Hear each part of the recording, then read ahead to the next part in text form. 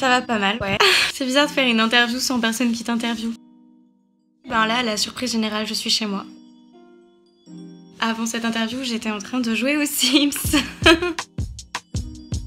Parce que c'est une grande question en fait, mais je vais essayer de répondre de manière simple. Disons qu'on est un peu deux dans ma tête. Et pour oser me lancer dans la musique, pour oser faire ce que je fais aujourd'hui, j'ai un peu dû me dissocier et j'ai un peu vu Alice prendre les rênes et aller sur scène pendant qu'il y avait l'autre partie de moi qui, disons, est la partie la plus sensible, qui écrivait les chansons dans sa chambre mais qui était un peu terrorisée quoi. Du coup, ouais, je trouve que comme nom de scène, c'est le nom qui me raconte le plus en fait. Alice et moi, c'est un peu nous deux quoi. La Alice la plus fonceuse, la Alice la plus sensible ou réservée. Quand les gens disent mon nom de scène aussi, je trouve ça cool qu'il y ait le moi dedans. Comme si tu me connaissais, comme si j'étais ta sœur, ta cousine, enfin voilà, ta pote. Je fais que de la musique maintenant, heureusement. Je bouge beaucoup. Au début, j'ai fait un peu des babysitting et je donnais des cours de français pour le bac et des cours de philo, des trucs comme ça. Ou d'autres petits jobs, mais maintenant je fais vraiment que ça à temps plein, c'est trop cool. C'est ce que j'aime, c'est trop bien. Mon projet, il doit avoir 2 ans, 2 ans et demi. J'ai sorti mon premier EP, je venais d'avoir mon diplôme, donc c'est il y a 2 ans et demi, je crois. Moi, depuis toujours, j'ai toujours aimé la musique. Je suis née dans une famille où tout le monde écoute de la musique. J'ai une grande famille recomposée et chaque partie de ma famille sont tout le temps avec la musique à fond à la maison, donc ça c'est sympa. Mon père aussi, c'est jamais le dernier à sortir sa guitare et à me faire chanter depuis que je suis petite. Moi, j'écrivais beaucoup de textes tout le temps, en fait, encore maintenant, mais je remplissais des carnets en fait de chansons, de textes. J'avais besoin de sortir ça, mais je pensais pas que c'était possible. Je pensais pas que j'étais capable de faire ça. Et ça me paraissait impossible. Ça me paraissait quelque chose qui était réservé aux autres, aux gens qui ont confiance en eux. Et je pensais pas que moi je pourrais le faire. En fait, je faisais ça à côté, j'ai fait mes études et à la fin quand j'ai eu mon diplôme, je me suis dit que je pouvais pas passer à côté de ma vie, que je pouvais pas continuer à faire semblant. Et en fait le fait de recevoir un diplôme pour quelque chose, réaliser à quel point j'avais travaillé pendant des années pour quelque chose où je me sentais pas tout à fait à ma place ou accomplie, c'était pas assez. J'avais besoin de la musique, j'avais besoin de sortir des chansons. Pour moi, il y a plein de super souvenirs que j'ai en studio. Au début, c'était pas facile, je vais pas te mentir. Les premières fois où je suis allée en studio, j'étais tétanisée. Quand on m'a dit chante comme ça dans une cabine, j'ai cru que j'allais mourir tellement c'était stressant. Maintenant, heureusement, j'ai plein de bons moments. Là, sur l'album, je travaille avec plein de gens différents, mais il y a un moment que j'aime particulièrement, c'est quand je suis en studio avec Danny Terreur, les Shawandasi et Major Mineur, une petite équipe de winners. Et à la fin de la journée, on écoute ce qui a été fait en buvant des bières et en mangeant des belins. Et c'est sympa, j'aime bien. Mon meilleur souvenir de live, c'est La Cigale. Enfin, j'ai eu plein de bons souvenirs de live, mais on va dire que La Cigale, fin janvier, c'était assez incroyable. En fait, quand on s'est dit on fait La Cigale, moi j'avais un peu peur. Enfin, ça me paraissait être un rêve tellement haut que ça me paraissait impossible. Et 5 minutes avant d'aller sur scène, tout le monde nous disait qu'il y avait du monde, mais je voulais pas savoir. En fait, j'avais trop peur. Je voulais rien savoir en fait. Et je pensais pas que les balcons seraient ouverts. Et donc du coup, quand je suis allée sur scène et que j'ai vu qu'il y avait aussi plein de gens en haut, que c'était bondé, c'était fou, c'était dingue. Et surtout, j'ai juste passé une trop bonne soirée. Tu sais, parfois tu peux aussi vivre un concert avec autant d'importance comme une grosse pression. Et moi, je l'ai vécu comme un moment de bonheur incroyable. Et d'ailleurs, j'ai eu de la chance que c'est pas été genre un mois après, parce qu'il aurait été annulé. Ça aurait été très triste. Voilà.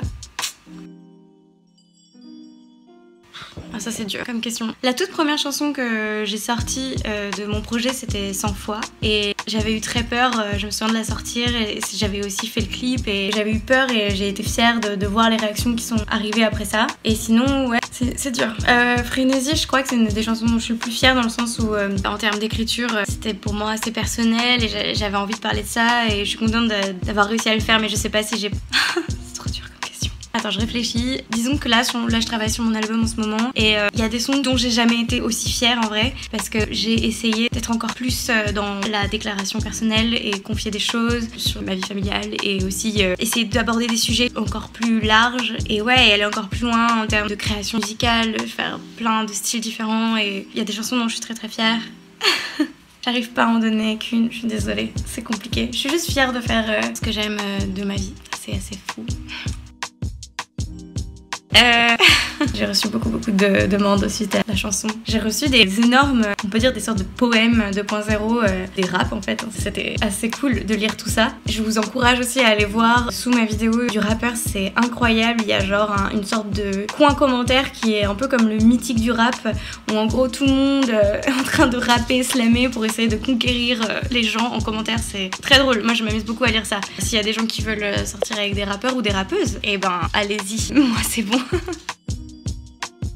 Bah, c'est horrible à dire, mais elle parle de moi. Enfin, elle parle de ce que je ressens et du coup, je crois que c'est des sentiments qui sont en fait les sentiments de notre société, de notre génération aussi. Et je vais juste parler de ce qui va me toucher ou m'émouvoir et donc du coup, il va y avoir des thèmes qui vont revenir. Bah, le thème qui revient tout le temps, c'est l'amour, quoi, en gros. Les relations, en tout cas amoureuses, ce que ça peut vouloir dire, ce qu'il y a autour. Il y a vachement aussi les soirées, le fait de se sentir pas toujours à sa place. Ça, c'est quelque chose qui pour moi est très fort dans mes chansons. Le fait de me sentir, comme je dis dans Il y a, comme un animal antisocial et être un peu perdu d'un coup et d'avoir l'impression d'aimer personne, ce qui n'est pas vrai dans la vraie vie mais ce qui peut t'arriver comme ça parfois d'un coup, t'as l'impression que t'aimes personne. C'est vrai que là avec le confinement du coup ça m'arrive plus. Mais ça c'est un thème qui est souvent abordé. J'aime bien essayer de prendre le contre-pied en fait de ce qui pourrait être un peu attendu. C'est pour ça que j'ai pensé par exemple là je veux sortir avec un rappeur parce que j'entendais beaucoup de rappeurs qui disaient je veux sortir avec plein de meufs et tout et moi je trouvais ça drôle de dire dans l'autre sens. Et pareil pour T'es fait pour me plaire, j'avais envie de parler de en fait le contre-pied de dire je cherche pas la perfection en fait chez quelqu'un, je cherche même les défauts. Enfin en fait je trouve qu'il y a une sorte de pression qu'on a constamment dans la vie, en tout cas que moi je ressens, sur le fait que tout soit parfaitement fait, parfaitement organisé, que les gens présentent toujours leur meilleure facette d'eux-mêmes et moi j'ai plus envie de déconstruire ça et dans ma musique j'essaye plus de parler de toute la réalité en fait, tout le fait qu'on puisse se sentir mal en société, le fait qu'on puisse être un déchet parfois, rater les choses, voilà j'essaye de parler de ça. Bah, par exemple j'en ai rien à faire, c'est ça, j'en ai rien à faire, j'essaye de dire que je vais me maquiller dans le métro parce que je suis en retard, ça c'est la vraie vie pour moi tu vois, et que les gens vont me juger mais fuck, et voilà. Je suis pas très concise dans mes réponses, pardon. Alors en ce moment le son le plus honteux de ma playlist c'est Le lundi au soleil de Claude François. Parce que bah voilà moi je vois pas le soleil, hein, je vais pas vous mentir. Dans mon appartement il y a, je pense que j'ai le soleil pendant 20 minutes par jour qui arrive, je crois que c'est genre vers 15h jusqu'à 15h20 si j'ai de la chance. Et pour l'avoir il faut que je sois allongée sur le sol par terre et c'est vraiment genre un triangle de lumière. Donc du coup j'écoute des chansons qui parlent de soleil, ça me fait du bien. Claude François il a l'air tellement content dans cette chanson, ça fait du bien. Alors, Sims en puissance, la musique, ça fait du bien. J'écris des choses, je sors le chien. J'essaie de faire des gâteaux et j'échoue parfois. Je passe beaucoup de temps sur les réseaux, malheureusement. J'essaie de faire ça un peu moins quand même. Qu'est-ce que je fais d'autre? Je regarde beaucoup Netflix aussi. Je réponds à des interviews. Et puis, j'appelle les gens que j'aime, je Skype. Ah oui, on fait des apéros par Skype, c'est très sympa. Des petits bacs par Skype. Je sais que tout le monde fait ça, pas très original, mais très sympa. En ce moment, j'écoute les Gypsy Kings. Ça donne un peu le moral. Voilà. En fait, en ce moment, j'ai vraiment envie d'écouter que des trucs cool, regarder que des trucs marrants et voilà, être dans un truc un peu drôle. Je sais pas si vous voyez, genre Bamboleo. Voilà. Question flippante. Oui, bah j'ai un peu peur, ouais, j'ai un petit peu peur. Le climat est effrayant, j'ai un peu peur pour les gens que j'aime, surtout pour mes proches, pour mes amis qui travaillent en hôpital, etc. La vérité, je sais qu'il y a cette impression quand t'es sur les réseaux que tout le monde arrive à super bien gérer le fait d'être confiné et de s'organiser, de tout faire parfaitement, de faire les meilleures choses, le yoga, le sport et tout. C'est vrai que je suis quelqu'un d'assez angoissé, donc être confiné dans ce climat, c'est pas ce qu'il y a de plus agréable, donc souvent je m'angoisse un peu. Mais j'essaye de pas tomber là-dedans, j'essaie de garder le moral à tout prix. Comme je disais tout à l'heure, j'essaie d'écouter des sons cool et de penser à ce que ça va être quand ça sera terminé, quand on va aller dehors en terrasse. Ça va être très bien. Bah mon album, j'étais censée sortir un single là très bientôt mais du coup tout a été un peu reporté, mais c'est pas grave hein, je vais pas me plaindre, mais disons que tout est un peu reporté. Je vais sortir un single avec un clip et l'album très bientôt, dès que c'est possible, dès que le confinement s'arrête et qu'on peut reprendre l'enregistrement des voix et tout ça, je le termine bien vite et j'ai trop hâte de le partager avec vous. Et sinon comme projet vraiment plus à court terme, j'ai pour projet d'aller prendre une bière dans n'importe quelle terrasse de café dès que c'est terminé. C'est un projet très important. Ah oui, j'ai oublié de dire que j'avais hâte de reprendre mes concerts aussi, ça va être très très bien. Heureusement il y a des concerts qui ont été reportés, ils sont pas tous annulés, donc ça c'est cool. Je vais dire mon pote, je suis gênée, Julien Granel, Danse encore, ça sera bien dansé ça. Sex Education, je pense, ça va presque avec le troisième point. Un film pour faire l'amour, je comprends pas trop parce que faut pas mélanger. Enfin, si tu regardes un film, je comprends pas. Je dirais Eyes Wide Shut ou alors tu vas sur YouPorn. Je sais pas. Je comprends pas cette question. Yes, c'est la vie.